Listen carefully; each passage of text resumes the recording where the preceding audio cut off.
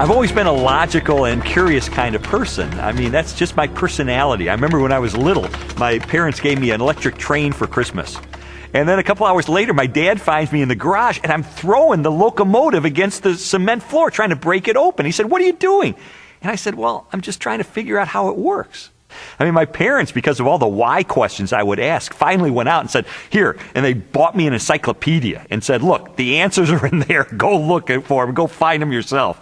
I mean, that's just the way I was. And so I guess it's natural that I would become a journalist. Because journalists are looking for facts, they're looking for evidence, they're looking for data, they're looking for something that they can publish in the paper and have confidence it is true.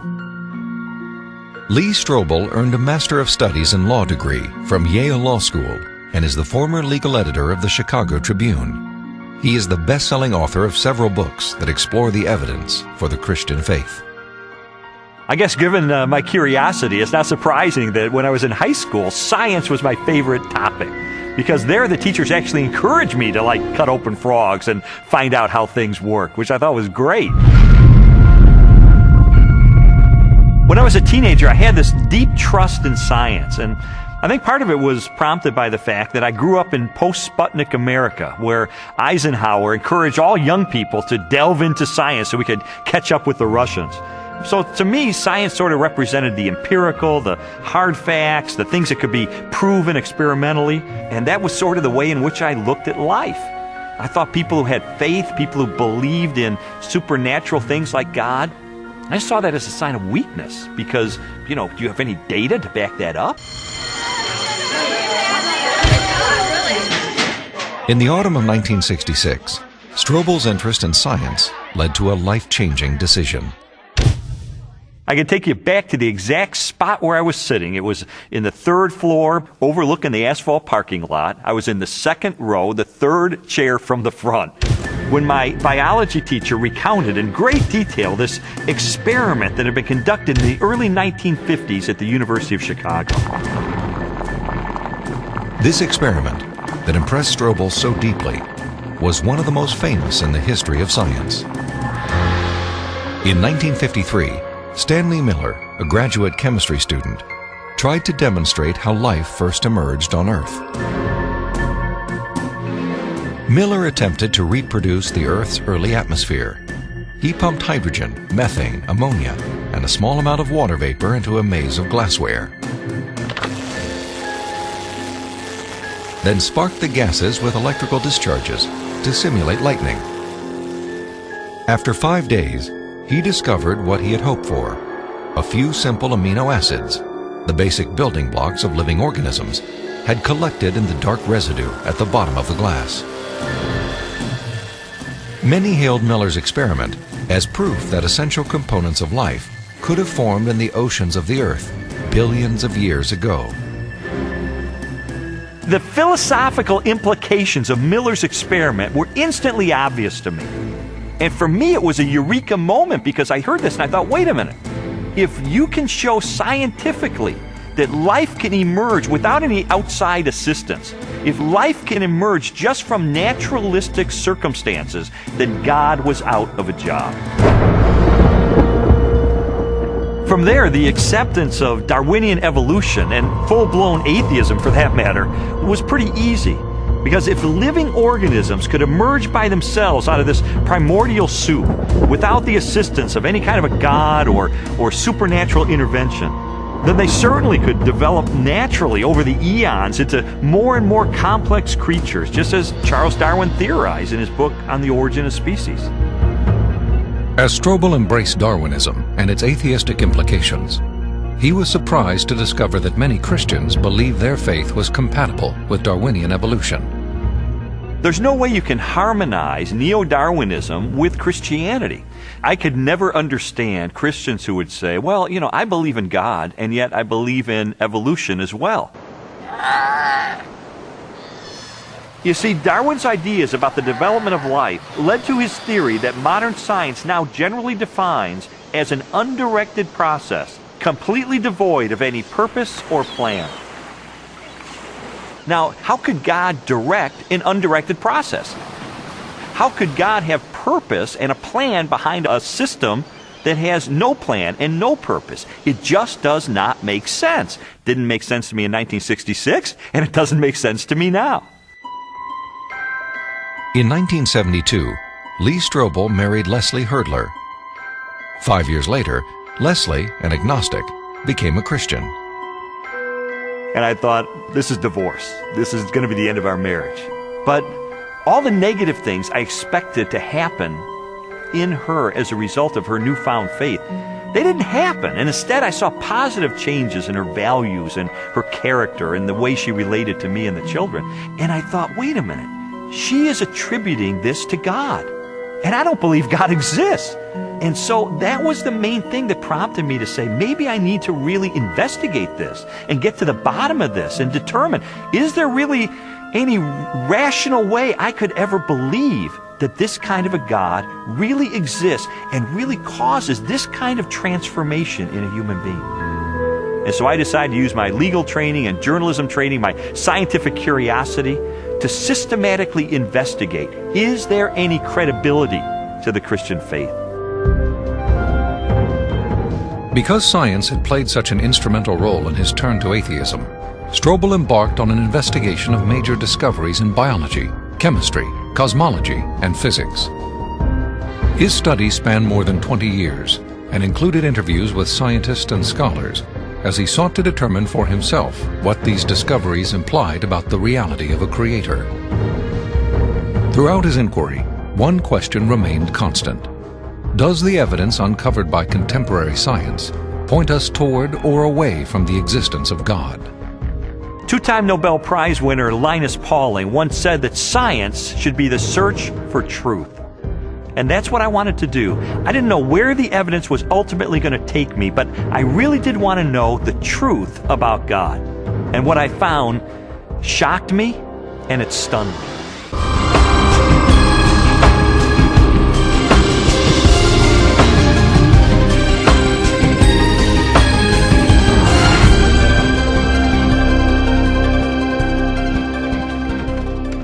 Strobel's search began with an examination of evidence that challenged materialistic theories of life's origin.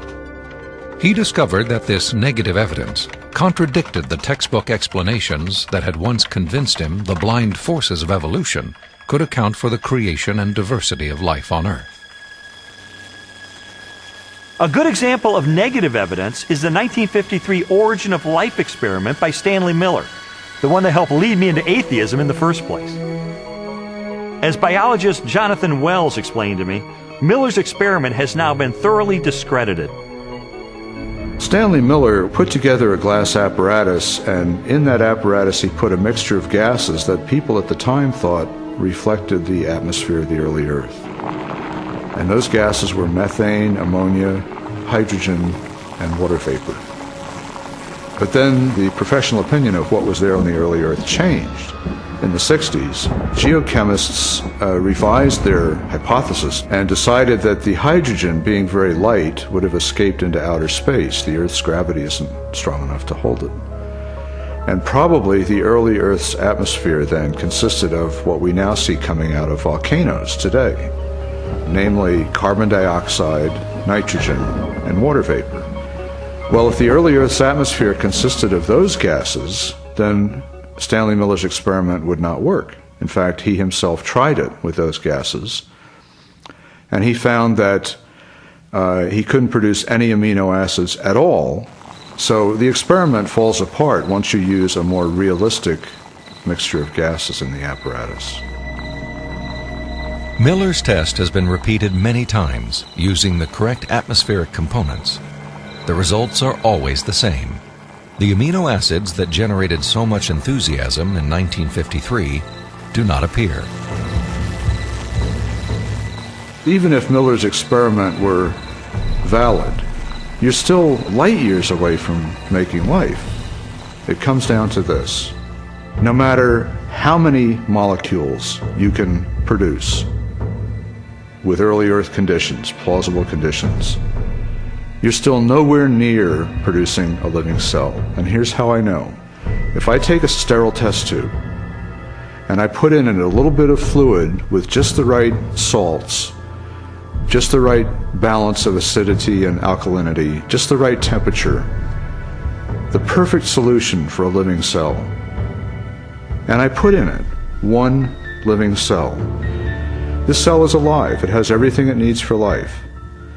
Now I take a sterile needle and I poke that cell, and all its stuff leaks out into this test tube. You have in this nice little test tube all the molecules you need for a living cell.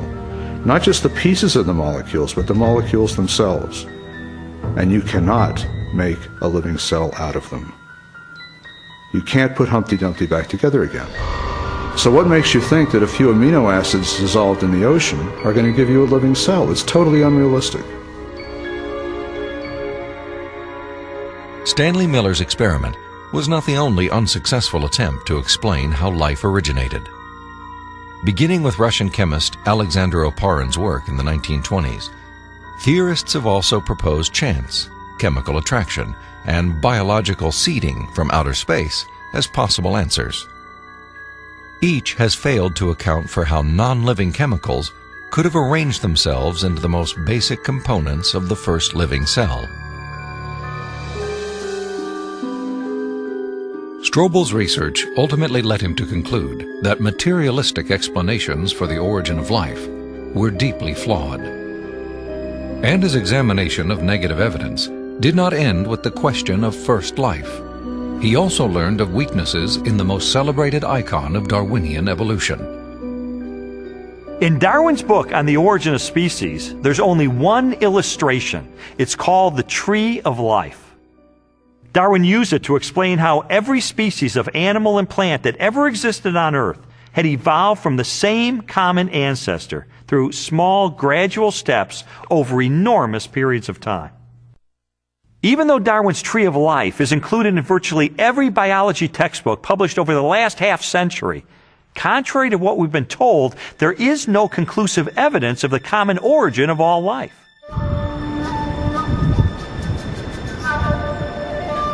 Perhaps the most damaging blow to Darwin's theory is the fossil record. If all living organisms have descended from the same primitive life form, then the rock strata of the Earth should be filled with the fossilized remains of animals that were once part of a great evolutionary chain. A chain of small biological modifications, ultimately leading to a spectacular diversity of life.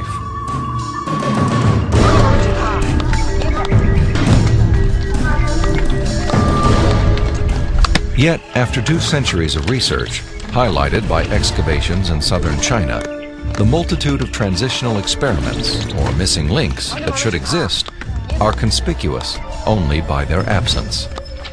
The most graphic example of this void in the fossil record is a geological era known as the Cambrian explosion.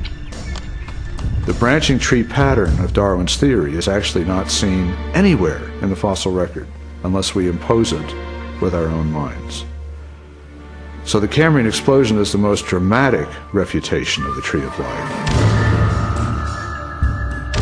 The Cambrian explosion of life was a dramatic episode in geological history. Usually dated at about 530 million years ago, the exquisitely preserved Cambrian fossils reveal that the body plans for virtually every major animal phyla appeared, not gradually and slowly as Darwin had speculated, but instead with astonishing suddenness. If we imagine the whole history of life on Earth taking place in one 24-hour period, the current standard estimates for the origin of life put it at about 3.8 billion years ago, let's say 4 billion. So if we start the clock then, our 24-hour clock, 6 hours, nothing but these simple single-celled organisms appear, the same sort that we saw in the beginning. 12 hours, same thing. 18 hours, same thing. 3/4 of the day has passed, and all we have are these simple single-celled organisms. Then at about the 21st hour, in the space of about 2 minutes, boom, most of the major animal forms appear in the form that they currently have in the present. And many of them persist to the present, and we have them with us today. Less than 2 minutes out of a 24-hour period. That's how sudden the Cambrian explosion was. In a geological instant, the animal kingdom leaped from small, relatively simple organisms to extraordinary creatures with spinal cords, compound eyes, and articulated limbs. The record of this explosion of life looks nothing like Darwin's slowly branching tree. Darwin's theory is that there's a tree of life, where you have one organism diverging into many other organisms and big differences appearing at the top. What we really see is from here up. This does not exist in the fossil record. If I were using a botanical illustration, it would be a lawn with separate blades of grass sprouting independently of each other. And those would be the phyla. Now, within each phylum, there is subsequent diversification, but even there, I don't see the branches connecting that would make them a tree of life. As scientists, it's not our job to force the evidence into a theory that just doesn't fit it. And so I have absolutely no desire or reason to uphold Darwin's theory at this point. I think what we're seeing today is a series of scientific discoveries that are opening the eyes of more and more scientists to say, wait a minute, I can no longer believe that pure naturalistic processes can account for the origin and diversity of life. There must be something else here. The challenges to Darwinian theory have led more than 600 scientists with PhDs from major universities throughout the world to sign a document titled A Scientific Dissent from Darwinism. It reads in part, "We are skeptical of the claims for the ability of random mutation and natural selection to account for the complexity of life." These are scientists with PhDs from Stanford and Berkeley and University of Chicago and Cambridge, major universities, who've looked hard and fast at the evidence and have walked away saying, I am not convinced. Maybe there's another explanation. Personally, the negative evidence forced me to conclude that Darwinism would require a blind leap of faith that I just had no good reason to make. Strobel's rejection of Darwinism and materialistic science was also based on the large body of positive evidence for intelligent design. Evidence he first confronted in the science of cosmology, which explores the origin of the universe.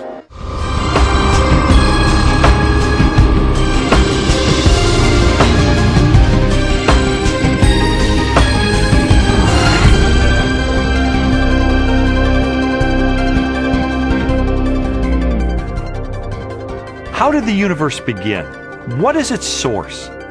Few questions have generated as much controversy through the centuries or inspired as many impassioned opinions. I interviewed William Lane Craig, a philosopher who has devoted much of his career to the study of cosmology and the question of origins.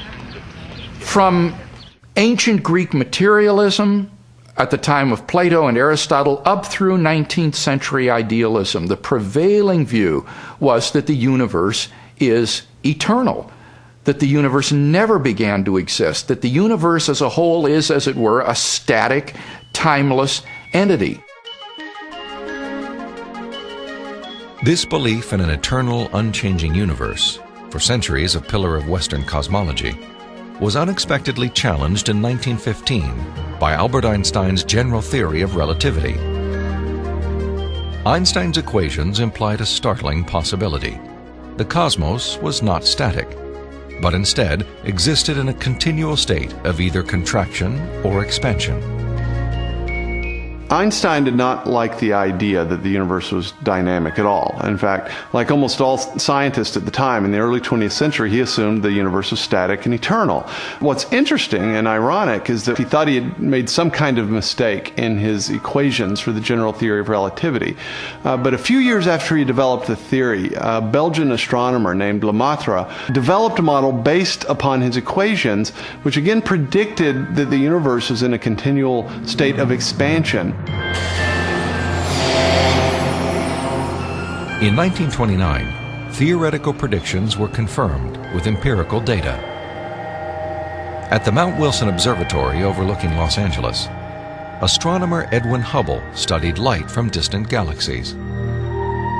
Hubble determined that galaxies beyond our Milky Way were moving away from us at a speed proportional to their distance from the Earth. The more distant the galaxy, the faster it is receding. Hubble's landmark discovery led most astronomers and physicists, including Albert Einstein, to a similar conclusion. If the universe is continually expanding, then at earlier points in its history, it must have been smaller and denser.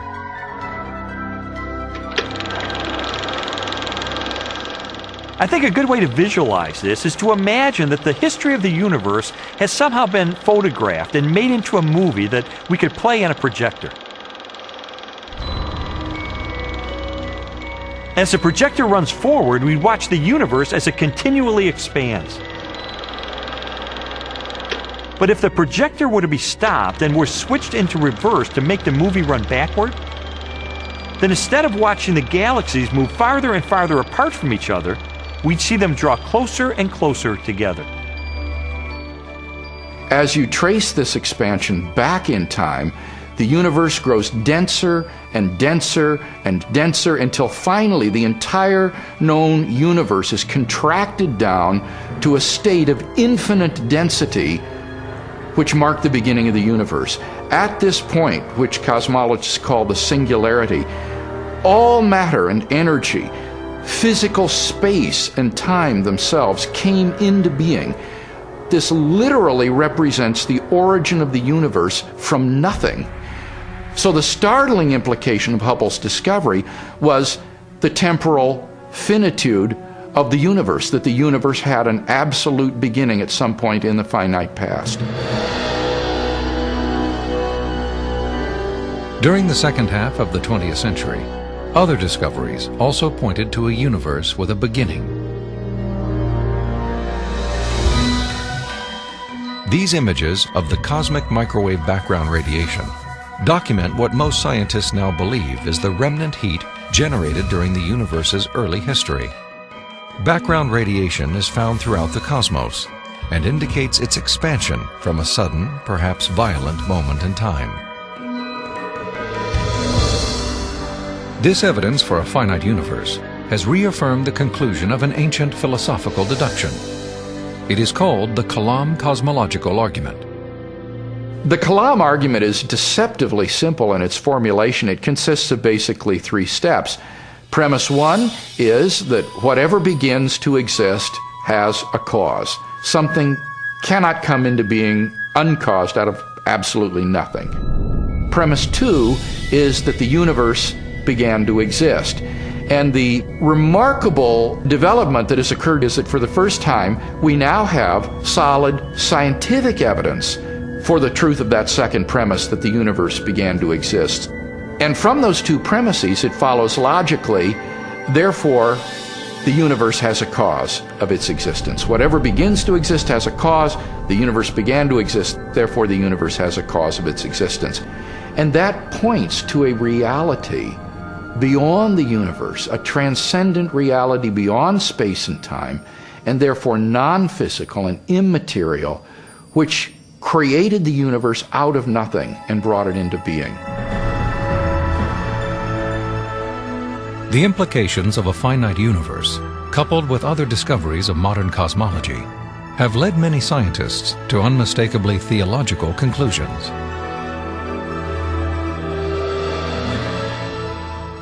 There is no ground for supposing that matter and energy existed before and were suddenly galvanized into action. It is simpler to postulate creation ex nihilo, divine will constituting nature from nothingness.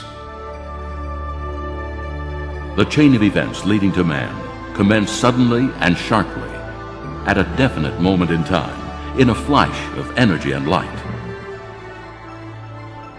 We can't understand the universe in any clear way without the supernatural. Supernatural creation of the universe in a flash of energy and light. You know, it sounds an awful lot like the first chapter of Genesis to me. Today, the vast majority of even the most skeptical astronomers and cosmologists believe that the universe had a beginning. This belief isn't based on some theological doctrine. It's based on scientific evidence.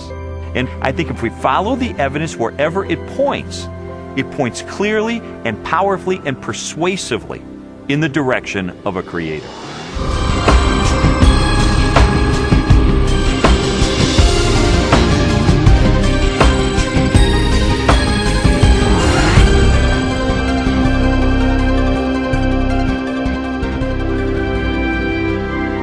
Since the beginning of time, all the matter in the universe has been governed by precisely balanced laws and constants.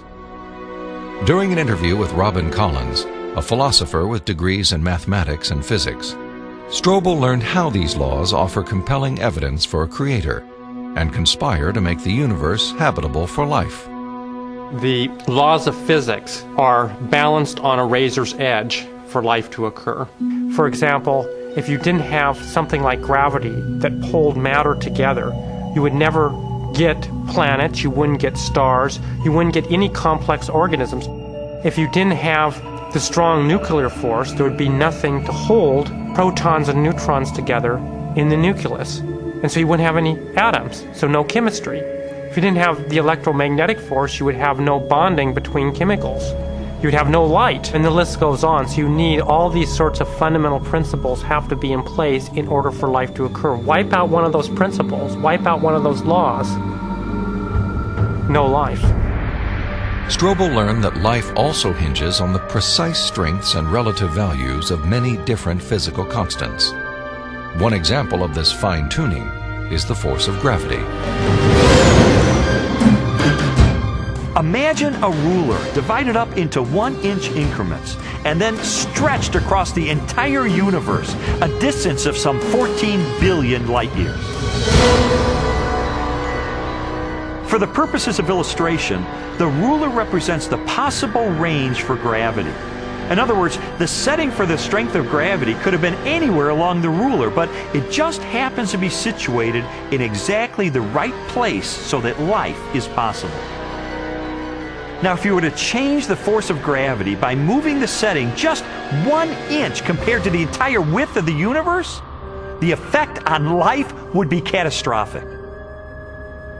No large-scale life forms could exist. Anything that was more than the size of a pea would be completely crushed. So you might be able to get life of a very, very primitive sort, such as bacteria, but you could never get conscious observers. The strength of gravity is just one of at least 30 separate parameters that must be finely tuned to produce a life-sustaining universe. Another example is the cosmological constant. The cosmological constant describes the expansion speed of space in the universe. If space expands too quickly, then the universe will spread out so quickly that material objects can't form. So you can't get stars and galaxies and planets and the types of things that we, of course, take for granted in our universe. Physicists have determined that the cosmological constant is fine-tuned to 1 part in 100 million billion billion billion billion billion. Such precision has been compared to traveling hundreds of miles into space, then throwing a dart at the Earth and hitting a bullseye measuring 1/trillionth of an inch in diameter, an area less than the width of a single atom. Just consider those two parameters, gravity and the cosmological constant. Their level of fine-tuning is to a precision of 1 part in 100 million trillion trillion trillion trillion trillion trillion. I mean, that's like 1 atom in the entire known universe. This fine-tuning is also evident at the atomic level. The strong nuclear force binds atoms together. If the strength of this force were to decrease by 1 part in 10,000 billion billion billion billion, the only element left in the universe would be hydrogen. Again, chemical life would not be possible. The fine-tuning of the laws and forces of physics is so precise that few theorists are comfortable invoking mere chance as an explanation, unless our universe is not the only roll of the dice.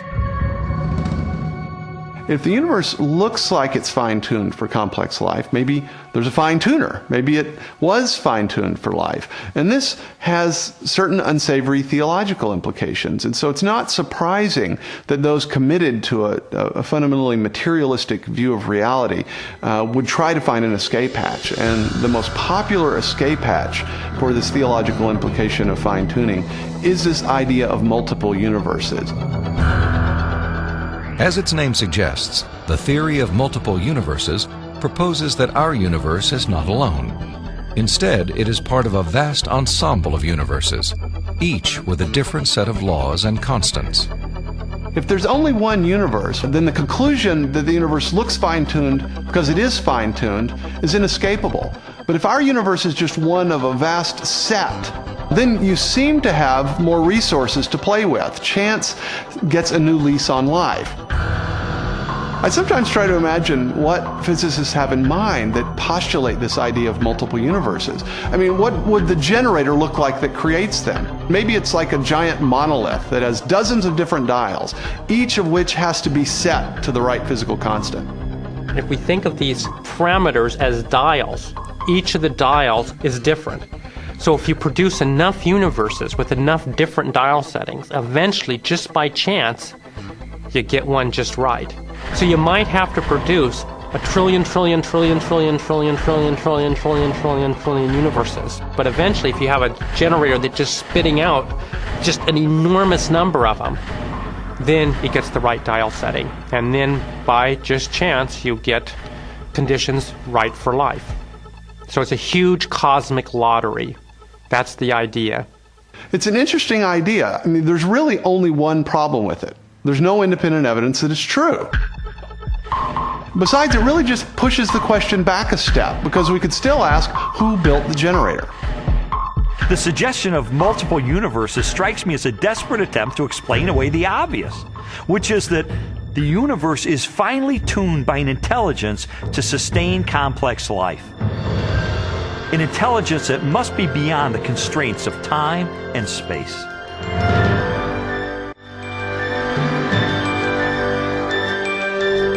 Strobel's journey through a universe finely tuned for life inevitably led him home, to the blue jewel of our solar system, the planet Earth. There he encountered another array of critically balanced conditions essential to human existence. When I was an atheist, I saw planet Earth as being one of probably billions of planets just like it all over the universe. I saw our sun as being an average, undistinguished type of a sun.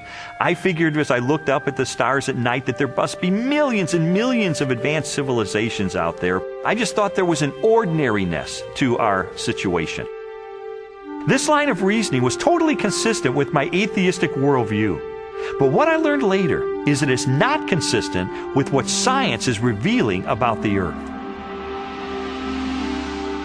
Strobel's investigation caused him to consider the many conditions necessary for a life-sustaining planet. In the process, he was introduced to the science of astrobiology and astronomer Guillermo Gonzalez. I'm an astrobiologist, and what motivates me is just to examine the conditions necessary for life and look elsewhere in the universe and see if those conditions are met anywhere else.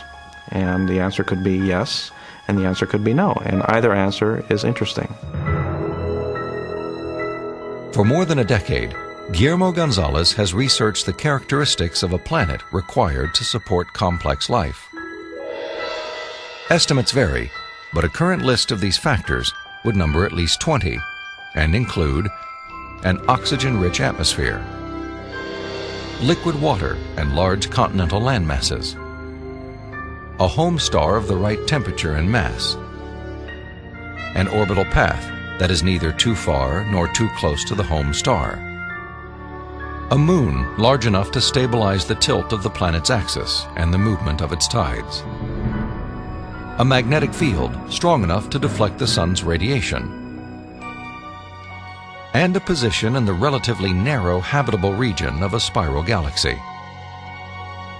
All these factors have to be met at one place and time in the galaxy if you're going to have a planet as habitable as the Earth, which you need for complex and even technological life. Theorists have attempted to calculate the odds of all the necessary factors for life appearing at the same time on the same planet.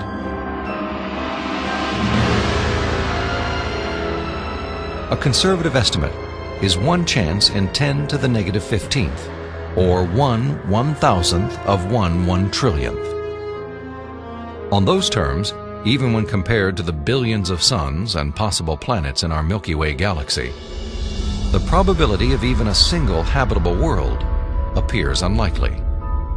There are many probabilistic resources in the galaxy, but on the other side of the coin are all these factors that you need. You have to get just right in order to have just one habitable planet like the Earth. And that leads me to conclude that yes, we're rare in the galaxy. Gonzalez's study of the Earth's habitability led him and colleague Jay Richards to expand the scope of their research. They began to examine how a life-sustaining planet like Earth may also give its human inhabitants access to the mysteries of the universe. I don't think there has ever been a time in the history of the human race in which at least some people haven't contemplated these questions. We ask, why can we see distant galaxies, millions of light years away in the universe? Why can we postulate what's going on inside atoms or inside black holes? Why are we able to discover things about the universe, to answer questions about its age? For most scientific discoveries that we're able to make, these sorts of things can't be explained in terms of the survival of the fittest of our distant ancestors. Not only our ability to do science, but the openness of the natural world to science just completely outstrips the sort of reductionist and Darwinian explanations that we're used to. In response to this evidence, Richards and Gonzalez have argued that our ability to make scientific discoveries is no fluke or accident. Instead, it points to an underlying purpose behind the universe. It is actually designed for discovery. Guillermo Gonzalez and I spent several years pursuing a hypothesis that those rare things that life needs in a planetary environment, those things that make a planet habitable, also set up the best set of conditions overall for scientific discovery. There are many examples of this correlation, including our planet's oxygen-rich atmosphere, both a critical requirement for our survival and a transparent window that allows us to explore the distant universe.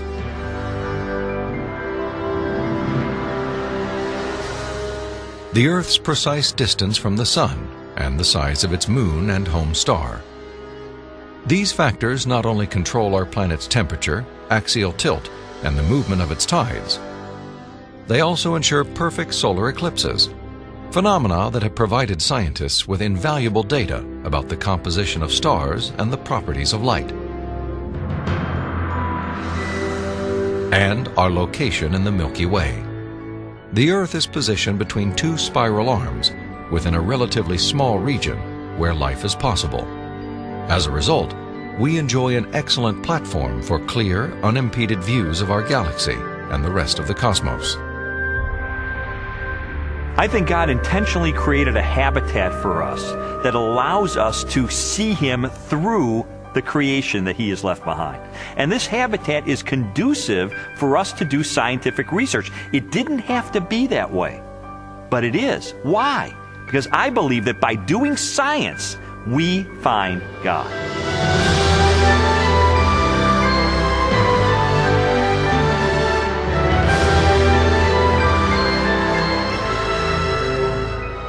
The final leg of Strobel's investigation transported him from the deepest reaches of the cosmos to the microscopic universe of the living cell and the science of biochemistry. There he encountered more challenges to Darwinian evolution and new evidence of design.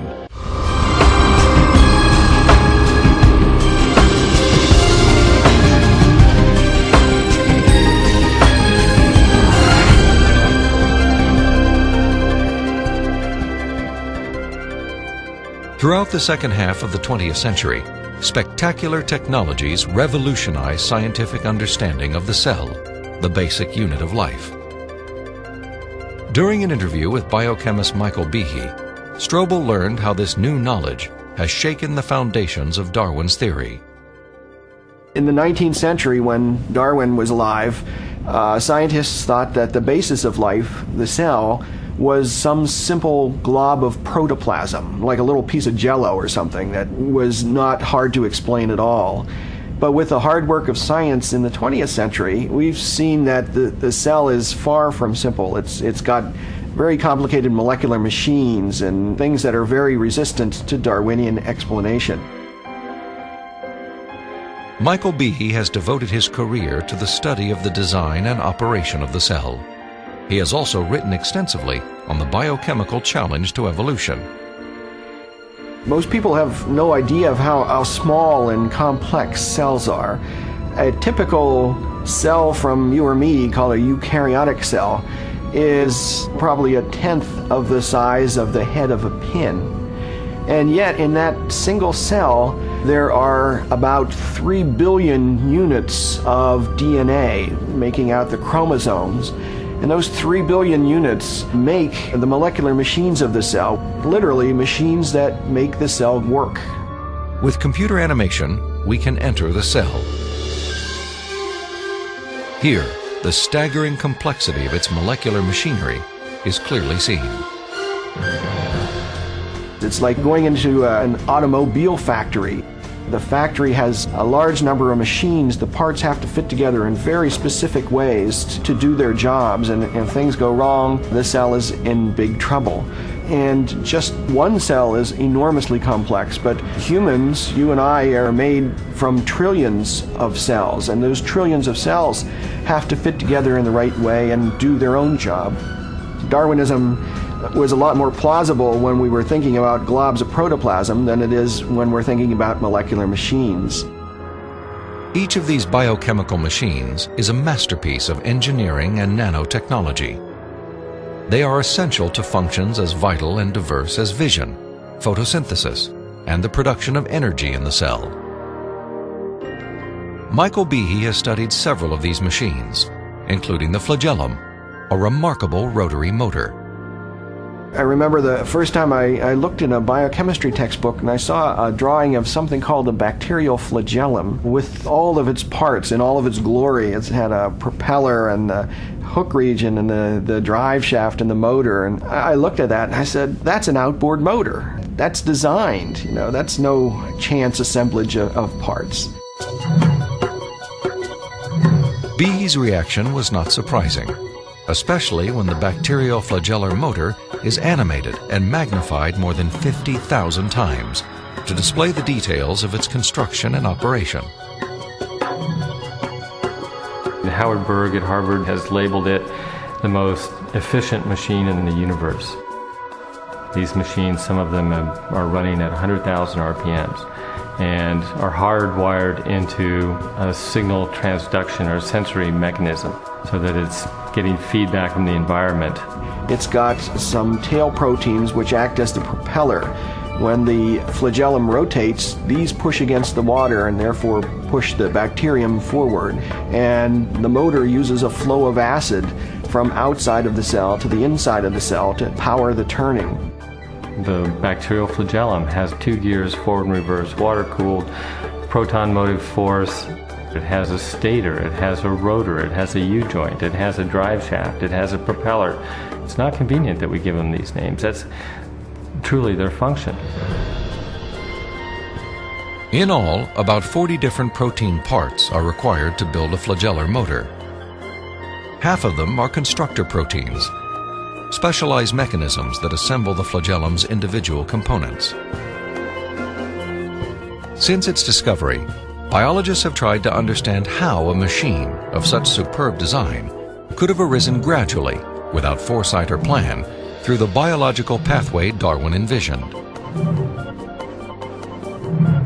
I think what Darwin was trying to show was that things that look designed aren't really designed, but that we can find naturalistic processes to account for the complexity of life. Darwin theorized that every part of every living organism evolved through natural selection, a blind process that acts upon random changes in the cell. Darwin believed that, given enough time, these random variations would transform the simplest cells into the great diversity of life that inhabits our planet. In his study of evolution and molecular machines, Michael Behe has raised a significant challenge to the creative power of Darwin's mechanism of natural selection. It is called irreducible complexity. Irreducible complexity was coined by Mike Behe in describing these molecular machines. Basically what it says is that you have multi-component parts to any given organelle or system in a cell, all of which are necessary for function. That is, if you remove one part, you lose function of that system. Irreducible complexity can be illustrated by a familiar, non-biological machine, a mousetrap.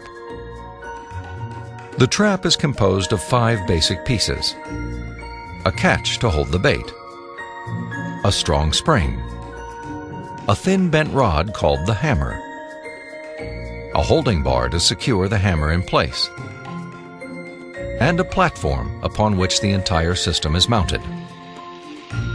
If any one of these parts is missing or defective, the mechanism will not work. All components of this irreducibly complex system must be present simultaneously for the machine to perform its function. Catching mice.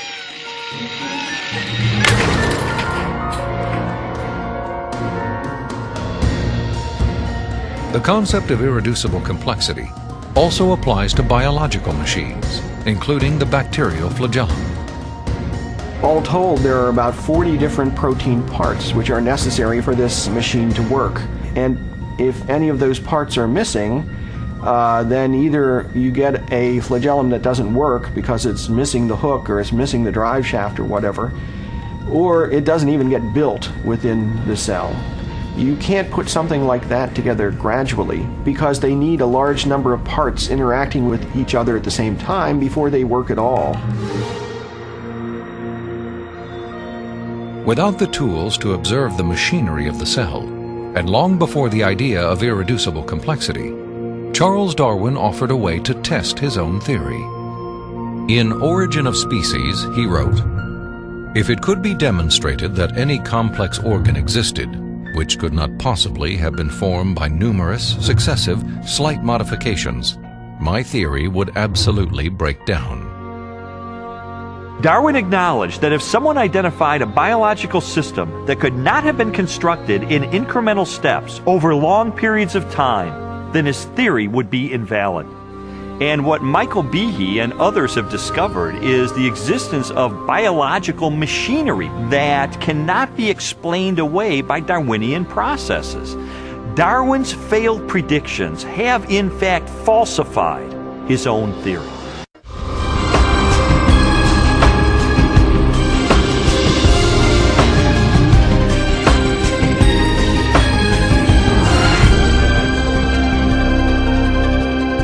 The existence of complex biological machines raises an obvious question. If natural selection wasn't the agent of their construction, then what was? The centerpiece of my investigation was an interview with philosopher of science, Dr. Stephen Meyer. Meyer, who holds a PhD from Cambridge University, brought me face to face with the most efficient information processing system in the universe. The DNA molecule and its language of life. The discovery of the information-bearing properties of DNA and RNA is a fundamental challenge to all materialistic theories of the origin of life. Neo-Darwinism and its associated theories of chemical evolution and the like will not be able to survive the biology of the information age, the biology of the 21st century. Meyer's conclusions are based upon his understanding of the DNA molecule and the genetic instructions that are locked within the nucleus of living cells. In 1953, when Watson and Crick elucidated the structure of the DNA molecule, they discovered that DNA was a carrier of genetic information in the form of a 4-character digital code. That is to say that DNA functions like a software program, only more complex than anyone has ever created or devised. For a biological system to run and operate, it needs genetic information to build the proteins and protein machines that cause the cells to maintain their function. This information is stored in a precise arrangement of 4 chemicals that scientists represent with the letters A, C, T, and G. Sequences of these chemicals provide the instructions necessary to assemble complex protein molecules that in turn help form structures as diverse as eyes, legs, wings, and hearts. This code has been called the language of life, and it is the most densely packed and elaborately detailed assembly of information in the known universe. Geneticist Michael Denton has estimated that the amount of biological information necessary to build all of the proteins in all of the species of organisms that have ever existed on planet Earth could be held in a single teaspoon. And we'd still have room left over for all of the information contained in every book ever written. The more I learned about DNA, the more I understood the significance of what Stephen Meyer called the most fundamental question facing biology today. Where did the information in DNA come from? How did it arise in the first place? Well, lots of people have wanted to explain the origin of information by reference to the laws of physics and chemistry, or by reference to the chemical properties of the constituent parts of the DNA. But that would be like saying that you could explain the information in this morning's New York Times headline by reference to the physics and chemistry of ink bonding to paper. There is a chemical explanation as to why the ink sticks to the paper, but that does not explain the way the ink got arranged to convey a message that could be understood by speakers of the English language. Information requires a material medium, but it transcends the material medium. An explanation for the origin of the genetic instructions needed to build the first life is the holy grail of 21st century biology. Theories proposing that this information arose through natural selection acting upon non-living molecules, or the self-organizing power of chemicals in a primordial soup, have repeatedly failed.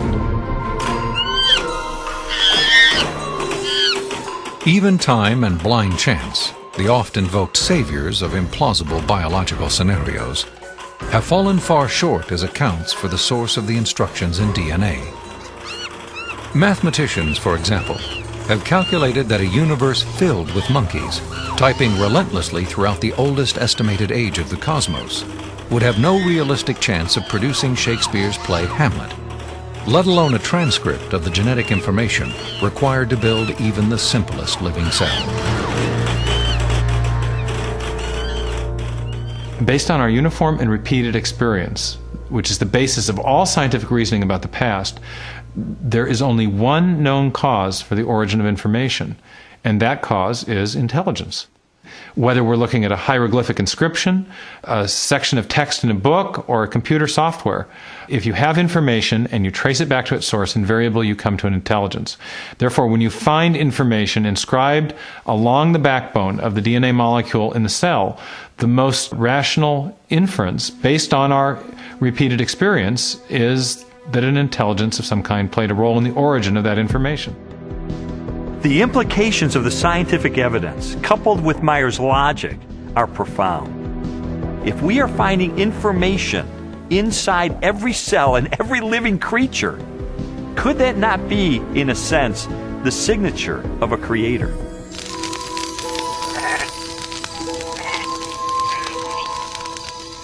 "30 centuries before science unlocked the mysteries of genetic information, or a telescope probed billions of light years into space, the Hebrew shepherd and poet David wrote eloquently of a creator who revealed his existence and power through all that he had made. The heavens declare the glory of God. The skies proclaim the work of his hands. Day after day they pour forth speech. Night after night they proclaim knowledge. Their voice goes out into all the earth, their words to the end of the world." God himself is invisible. He is a spirit. And yet, one of the purposes he has for us is to find him so we can know him. And he's left behind a series of clues. And sometimes we just have to kind of take our blinders off and get beyond our presuppositions and say, wait a minute, I am going to pursue the evidence of science wherever it points. And if it takes me to a very uncomfortable conclusion, that there is a creator, then if the evidence points in that direction, that's the way I'm going to go. According to a lot of the mainstream media, the theory of intelligent design is a faith-based idea. And in saying that, they want to dismiss it as something that has no basis in science. But the media has confused a fundamental issue. They're confusing the evidence for the theory with the implications of the theory. The theory of intelligent design may well have implications that are supportive of theistic belief, but the theory is not based on theistic belief.